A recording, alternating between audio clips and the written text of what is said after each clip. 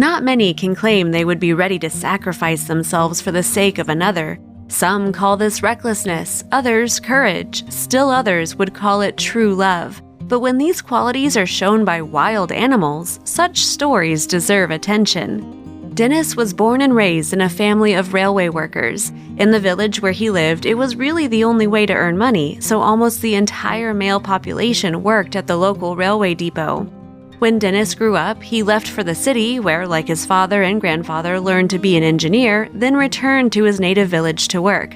Life in the city did not appeal to him, but the fresh taiga air and endless forests called to him, so Dennis never even considered moving away from home. At first, as a novice, he was placed as a second driver, and when he gained some experience, he was transferred to freight trains, which he operated through all of Siberia. One day, something happened to him which he remembered for the rest of his life. It was winter. Dennis was operating the train through the forest, enjoying the beauty of the snow. He looked ahead, and suddenly in the distance, about 2 miles from the train, which was speeding ahead, he saw some kind of dark spot on the tracks. It was too far away to know what exactly was blocking the way of his train.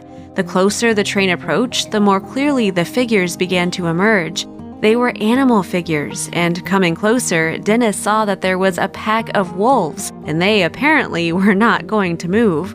Dennis blew the train whistle several times, and the powerful rumble was heard through the forest, but the wolves did not leave. Dennis had only a few seconds to make a decision, and after a little hesitation, he pressed the emergency stop lever.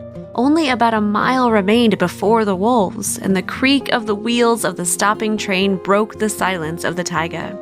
Now all that was left to do was to wait and hope that the huge cargo machine would stop in time, because the wolves were not leaving the rails. Dennis even closed his eyes so as not to see the impending tragedy. But the train stopped just short of the wolf pack. When Dennis opened his eyes, he saw that the wolves were standing in a tight ring, howling at the train, and appeared to be hiding something. Since the danger had passed, they began to slowly disperse. Then Dennis couldn't believe what he saw. A man was lying on the railway. He appeared to be trying to get up, but he just could not do it.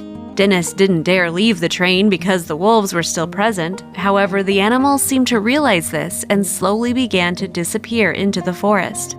Dennis waited a while longer just to be sure, and then decided to leave the cabin of the train. Armed with a poker, he jumped to the ground and rushed towards the man on the ground. Coming closer, Dennis was taken aback as he knew this man. It was a local huntsman, an elderly man of about 70 who had lived his entire life in these woods and worked as a huntsman for as long as Dennis could remember.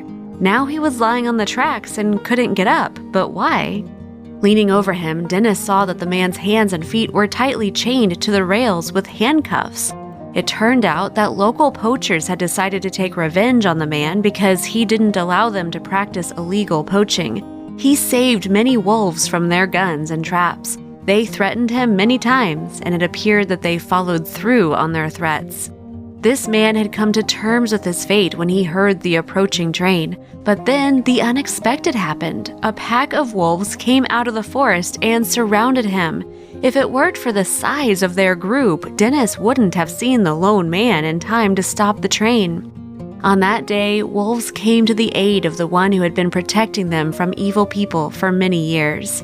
Friends, we should learn kindness and dedication from these wild animals. Let's be a little more caring towards each other, and then the world will become a better place.